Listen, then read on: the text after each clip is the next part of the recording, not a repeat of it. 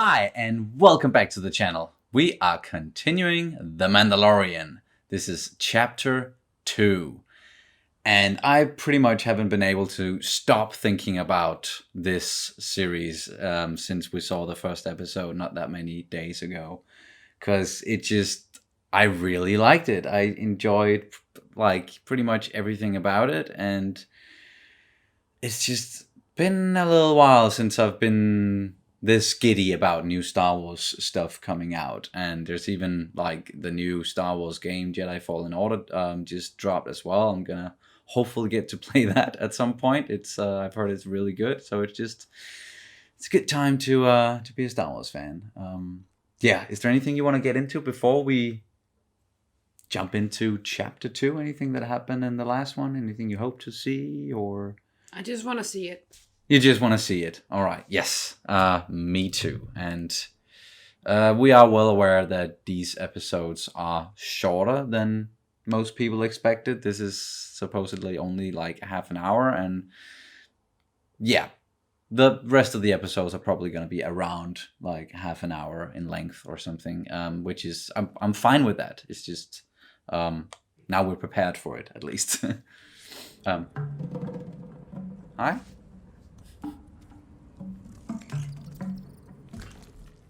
That looks so real. Oh! Well, it's nice. You can transport it in that way. It's so cute. Yeah, it's cuteness overload. Oh. And those things are curious. Oh my god, it's so cute. They're also kind of cute. Yeah. Little gecko creatures. What was that? Yeah, get your weapon. Oh shit! Oh god.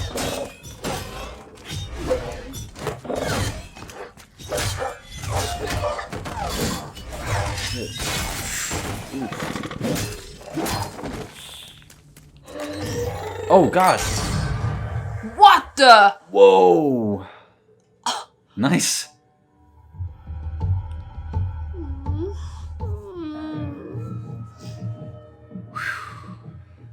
Like these cold opens. Chapter 2, The Child. Oh, there's a title now. Awesome.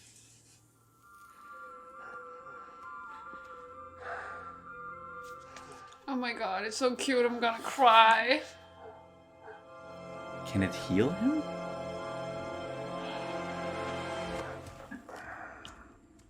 Oh, I think it's definitely force sensitive. Definitely. Oh. Dude, get back in your pod.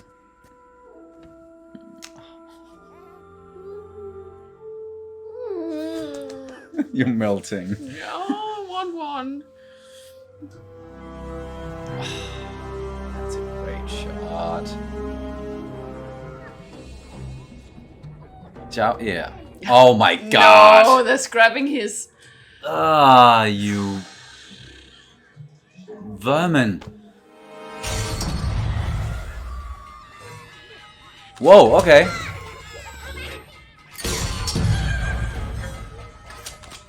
He's not playing around. Nope. Oh, that gun is just disintegrating them. Completely. He needs his parts back. Is he gonna be able to? Whoa!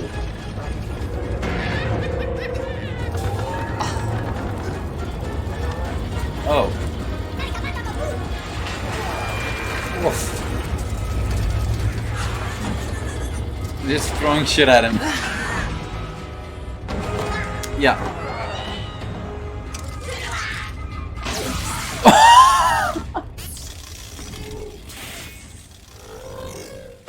Ah. Okay, I did not see that coming.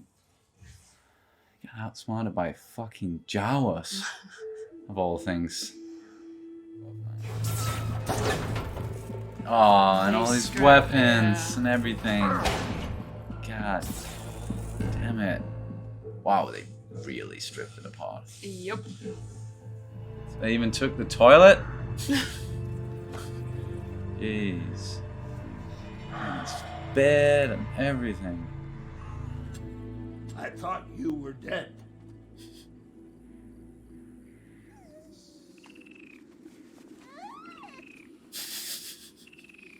This is what was causing all the fuss? The Jawas steal. They don't destroy. Stolen or destroyed makes no difference to me. Hey, spit that out. Whoa! Okay. This is swallow the frog whole. Good food, yes? They really don't like you for some reason. Well, I did disintegrate a few of them.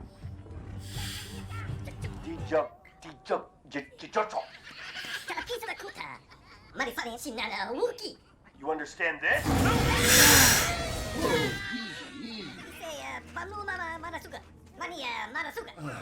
The egg. What egg? The pot. They're just chanting egg.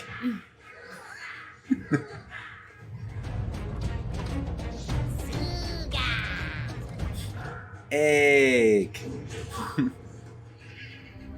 The egg. Oh, so it's not the pot. It is actually an egg. From a dangerous animal? Yeah, I'm guessing he's gonna have to fight something now. That Is it a looks like... giant butthole? Yeah, I was just about to say that looks like a giant butthole. What kind of creature are we gonna see here? Big chicken? I don't know what it is. I'm guessing it's a big thing. And dangerous. And probably way closer to him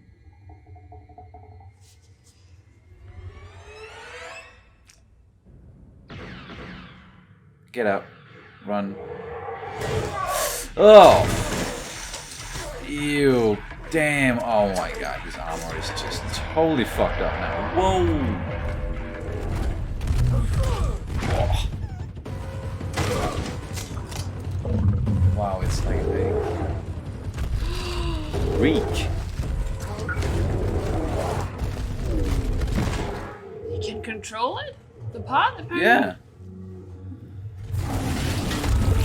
Ouch.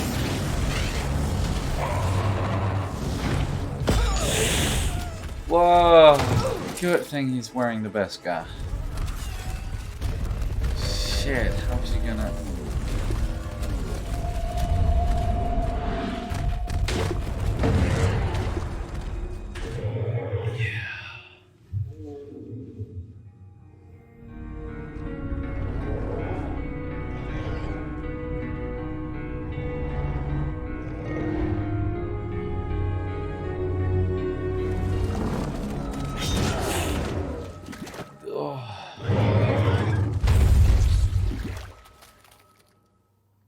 Oh, his chest plate.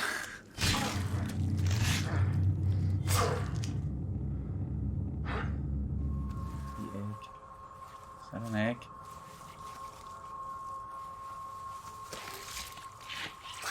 Furry egg?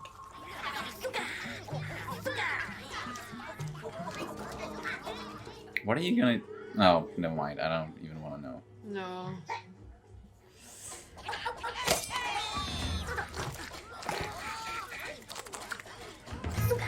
No. Not even gonna make an amulet out of it or anything. They're just gonna go straight for the... Alright, time to put the ship back together. If you care to help, it might go faster. There's much work to do. Hey, we're getting there.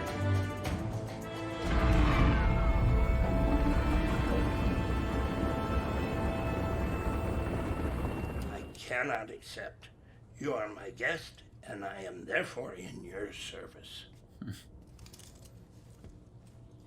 Then all I can offer is my thanks. And I offer mine. Thank you for bringing peace to my valley. And good luck with the child. May it survive and bring you a handsome reward. I have spoken. What a stand-up guy. Or a stand-up Ognard. Yeah. Oh. And we're up.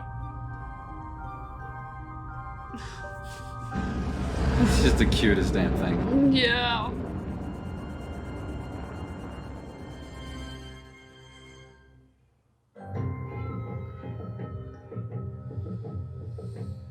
Nice. I love what they're doing with the artwork during the credits. I think that's It's like a sum up Great. of the... the episode, and Yeah. it's just I like they're including that because you don't always get to see what like the behind the scenes work or the pre-production work with the artwork and the storyboards and all that. So it's nice to see because this in particular is beautiful, really well made. So that was the second episode, chapter 2, titled "The Child." Apparently, so there are actually titles. Either way, I don't know if there's one for the first episode or if that's still just called chapter 1 simply. But yeah, I understand why they chose to have these two episodes air very close to each other, because this was kind of like just an extension of the last episode and him getting off this planet and completing his mission. Kind of, he hasn't completed it because he hasn't handed in the bounty yet, which we're still counting on him not doing. Have you seen how cute that thing is? How can you even, like, he knows you can't hand something like that over to the Empire. Come on. Yeah. And let's talk a little bit about that. The guy, the doctor guy from the first episode. I do not remember his name, but the guy who came in the room, and he's the one who he wanted the creature. He wanted him alive. He wanted it alive. And the Imperial guy, Werner Herzog's character, was a bit more like proof of termination is fine. But I'm just once again wondering, what the hell do they want with this? Like with the creature, with the child. Let's call it that. Because someone has been pointing out in the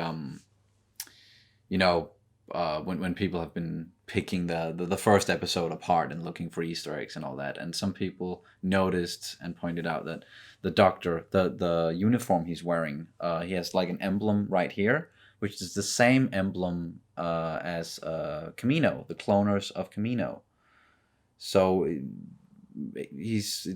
would be a good bet that he's somehow involved in the Camino facilities, and that they're still up and running, like even after the Clone Wars, and they're they've phased out the clones and all that, and now we got the Stormtroopers. But the Emperor has always been, and maybe we're going to see more of this in The Rise of Skywalker, but he has been like kind of not obsessed, but very interested in the whole cloning thing. So yeah, I'm just spitballing here because I have no idea what they're going to want to do with it. And if they do want to clone it, then why? Well, if it's force sensitive, well, then the clones might be force sensitive as well. And maybe they want to use that for building an army or something, and then wanting to take over the galaxy once again. Because that would be the ultimate, right? Building an army of force users instead of just regular clones, even though droids droids, yeah, like even though the first, like the clone troopers, they were cloned off of Jango Fett, who is like a very, very exceptional warrior and like a good choice. Yeah. But if you went with a Jedi or a Sith or something and cloned So you had like an army of Force users, that would be even better. So maybe something in that regard. But yeah, let's get back to this episode. Jawas. We got a lot of Jawas. I didn't know they were so horrible. Yeah. I didn't know I just thought they were cute and a little bit, like obnoxious or something, but I didn't know they were like they're basically just like scavengers, and they are kind of looked upon as like being vermin in a way. Like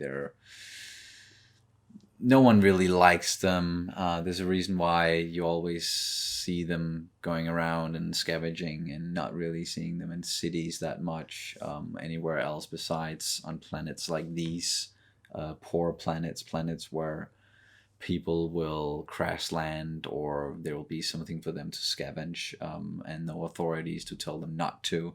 So yeah, they're just...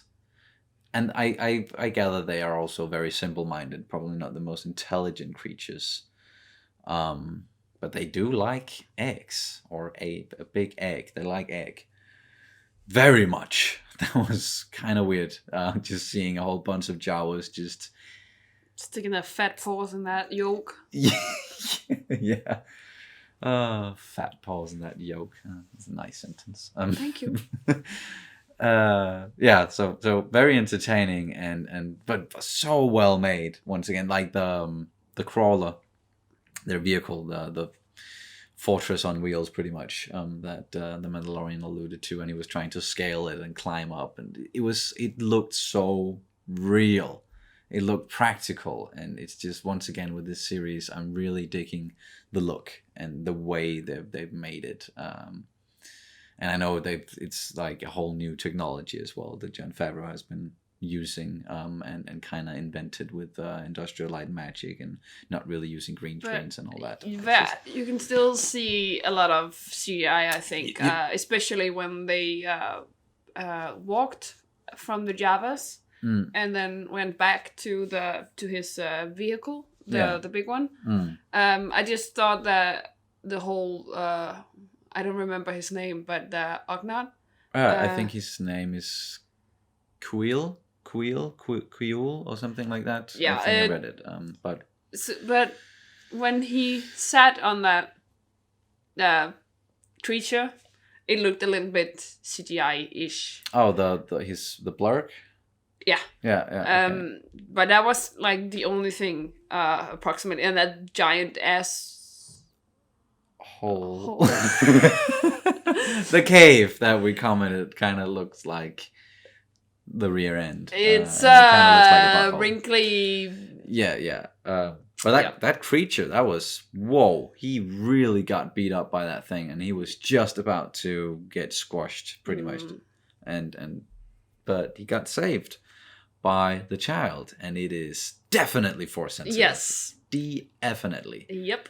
And the creature kind of looked like a reek. It's a creature we've seen before in Attack of the Clones, and when they're in the arena. Oh, yeah. You see, right, like there's a Nexu, which is the cat-like thing. There's the Acre or something. That's the lizard more kind insect kind of creature that Obi-Wan is fighting. Right. And then we got this, the thing with the horn, reek. That's what it's called in Attack of the Clones, but it does look different. This is this is bigger, more woolly, just have a different look. But it looks a bit like the one from Fantastic Beasts and Where to Find Them. Oh, right? That's maybe. Just me. Yeah, I don't know. It's been a while since I've seen that one, so I can't really remember what the creatures look like. It's fine. Oh yeah, and the thing that the Mandalorian said about it was something that he's never seen before. He didn't really know what he was looking at when the child levitated this creature using the Force. Apparently haven't met any. He's never seen a Jedi, never heard about Force powers. It just seems like a bit of a stretch to me, because we know so far from the flashbacks and the trailers that he was still a child when the Clone Wars happened. And there were like many Jedis during the Clone Wars. But he might have been like his family and might have been living so far on the outskirts, on the outer rim, that they never really encountered it, and it was only like myths or legends and like these Jedi kind of force willed us, like never seen them, only heard about them. I don't know. It's interesting. Yeah, it is interesting, and that is something that I really enjoy, and I like that they're getting into, like, how much do the rest of the galaxy know about the events that we've seen and witnessed during the saga films?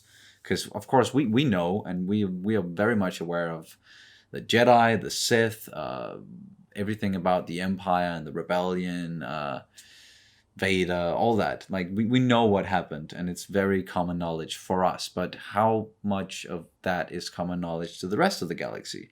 Yeah, because we also know from The Force Awakens, where Finn asks about, I think it's Finn that asks about like the Jedi and the Force and everything. Yeah, and both Rey and Finn, whether it's real or if it's just legends and myth, and he says it's real, all of it.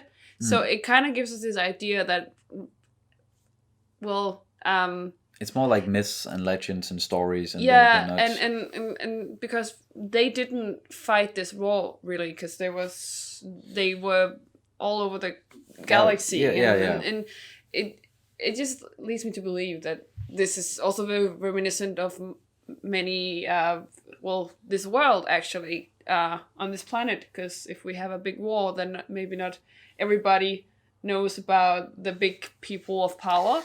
No. So, of course, it's smaller scale here. It is hard to totally seclude yourself in this world. Yeah, that was the point. But I know what you mean. There are a lot of people who are not. They don't really know what's going on. They're not plugged in, as you say. They might know there's a war and people are fighting, and they know the big factions, but they don't know, like... Yeah, but probably a lot of them don't care. And they got into some of this stuff in the Clone Wars as well, because it was a period of war, and there were like a lot of instances where people were like, we don't want to pick a side. We don't want to pick the Republic. We don't want to like side with the Separatists. We just want you to leave us in peace. So, and we don't care who's in charge, because it doesn't matter to us. There's no difference. Like, no matter who's in charge, it's the same here. So I like that they're getting into some of that. And yeah, you brought up the stuff from The Force Awakens. Like, I think Rey was like, Han Solo, the smuggler. And Finn is like, no, Han Solo, the rebel general. What are you talking about? So it's like, even if they do know about some of the stuff and they've heard about some of the stuff, it might be like different versions and tales and stuff also like that. Also depending on which side of the conflict you're on. Like, Finn probably got most of his knowledge from the First Order, because that's where he was raised. So it would make sense for them to be like our enemy, General Solo of the Rebellion or of the New Republic. Whereas Rey did not grow up in that power structure. She grew up on the outskirts, and there he's known as a smuggler. Yeah. So, yeah, really enjoying this so far, and so curious about what's going to happen next. I'm guessing he's going like back to the planet with where he got the bounty and everything, with the guild and the Imperials. And then something's gonna go down there. Yeah, we know there are definitely other people after this this child. We saw some Trandoshans. Trandoshans. Yes. I'm sorry, it's really hard to say. So we saw some of them. That was not a long fight or anything. No. He made quick work of them. Some melee combat there, and disintegrated one of them. That's one fucking deadly gun he's got there. Yeah. Good God. And it's another reference to the holiday special, because that's it. It kind of looks like the weapon that Boba Fett used in the holiday special when they introduced him, and he was riding a mythosaur as well. And yeah. Jon Favreau really likes the holiday special, so he must be the only one. He's one of the few, but I still admire his passion, and yeah, it's cute. I like it. Yeah, it is cute. And speaking of cute, once again, the child, the mini Yoda. Yeah, and it's so innocent with those big eyes and those big ears, and it's so. Yes. I think it's very curious as well, yeah, and looking and around and. It's I think it's good by heart. Like it's pure. It's it just wants to help. Just and it was, I think, because we kind of gisted about when he wanted to touch his wound. His wound, yeah. Yeah, when he's cut. Yeah. And I think it's just out of sheer I don't know, like kindness. Yeah, I want to help. Can I do something? Can I offer my help? Yeah, like exactly. It looks like you're hurting, buddy. You're hurting, yeah. And he was just keeping. He kept on putting it away, and even had to close the pot on him. Yeah. Or on it. Yeah, I don't know if it's the child kept on crawling out. Yeah, we don't know the gender, so it's It's just it's so cute, and but I also think that maybe he's still trying to not get too attached to it, but of course it keeps on being this very kind and generous being, and like it saved his life. Unprejudiced, or Simon? Oh yeah, it's got no prejudice against anything or anyone. Exactly. It's very innocent. It's a kid, and it's a 50-year-old kid. We also know from Yoda that Yoda was also, he might be a little bit weird, but he also felt like he was like good at heart. Very much, very wise, and always focused on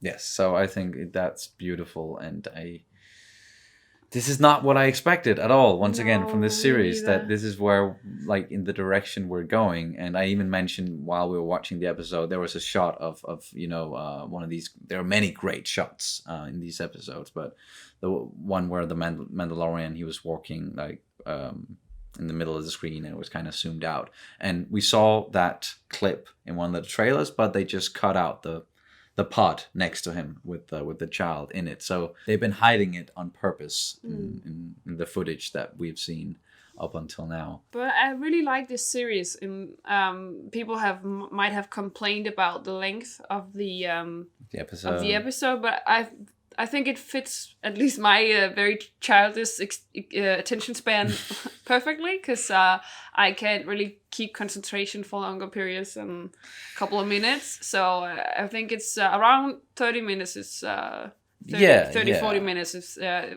great length. And I was actually kind of slightly bit worried that this series was actually going to be very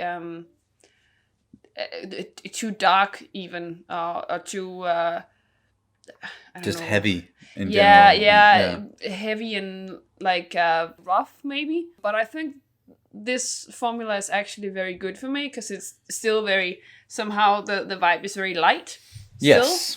It's like a little bit more like an adventure, like a Western kind of adventure, rather than like some super rough, heavy, dark, gritty action stuff, and it's it works for me, because I'm exactly.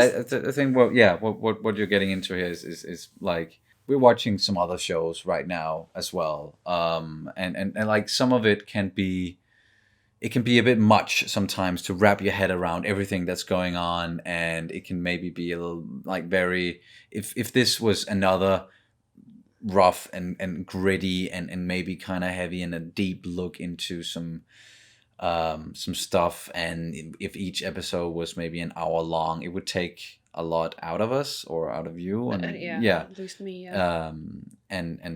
So this is very nice, because it's easy to follow, and as you said, it's kind of light in tone, and it's an adventure, and that's Star Wars. Like, that's the original movies. They are, as George has said many times, they're made for 12-year-olds. Like, this is stuff for, kids, or like, and I'll be kids the first that's one getting into like the adolescence and teenager, and and I'll be the first one to say that, well, I'm a 12-year-old in my head, so it's perfect for me. Nothing wrong with that at all.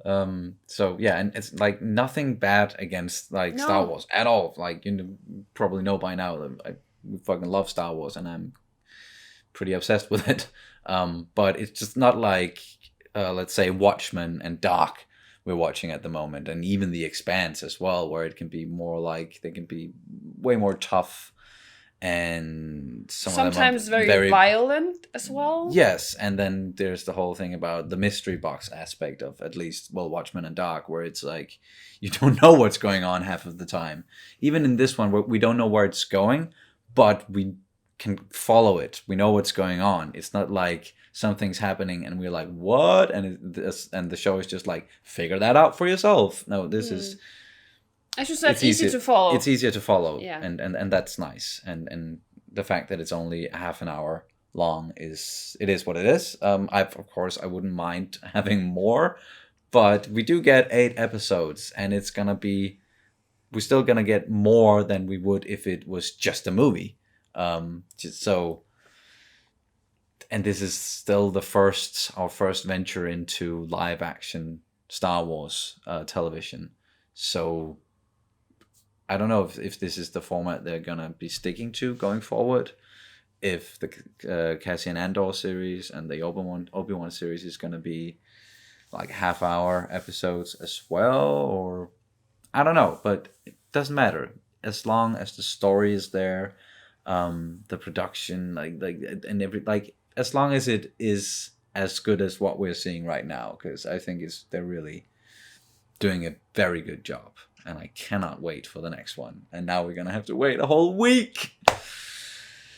Yeah. I still don't have anything bad to say. Nope. It's a little bit CGI heavy at some points. Yeah, but it's like minor details. And it's some, if you think of some of the other like very CGI heavy stuff, that's like where it's too much and it's just bafflingly bad. Where it looks like a computer game or something like a like game. Attack of the Clones, stuff like that. It's like it's not definitely not in that regard at all. But Jaws did go a little overboard with the CGI and the green screen stuff in the prequels. It was still very. I think it's still very good looking CGI for the time when it was made in like the early 2000s and late 90s. It's still, I think it still holds up in that regard. But this is it just looks so more real, and the world, it's so believable. So believable. So you can easily just let it pass through your fingers, and there's small details with like. Oh yeah, it doesn't. It's such a small thing. It's such a small nitpick that, as you said, I have. It's no not even gripes about not this. even necessarily a negative thing. It's just that sometimes it's very CGI heavy, and that's just it. That's just what it is. Yeah, and they are playing around with some new technology as well, as we got into before with. I don't even know how it works. I would love to see some behind the scenes stuff from this series, because just from what I've heard with like they're making stuff beforehand in virtual reality, and the actors on set, it's like there are no green screens, there's these video walls and stuff is being projected onto the set. I think it sounds so cool and almost not believable when you hear about it. So I just really want to see it at some point, because of course that's gonna help you as an actor to give the best performance if you really feel like you're in it and you're not just looking at a green screen and someone off the side is going, now imagine you're looking at this and this and that. Like, it's easier if it's there and you can see it. So I think it's gonna be great for this technology to implement it more in more stuff when we go like further on. So yes, we can keep on talking, or I can keep on talking. So let's just end it here. And I'm still so giddy and excited and everything about this show. And as we said, looking so much forward to the next one coming in about a week's time or so. That's gonna do it for this reaction to The Mandalorian Chapter 2. You can always go and check out our Patreon, full-length reactions and all that. And as always, thank you guys so much for watching, and we will see you very soon. Bye. Bye.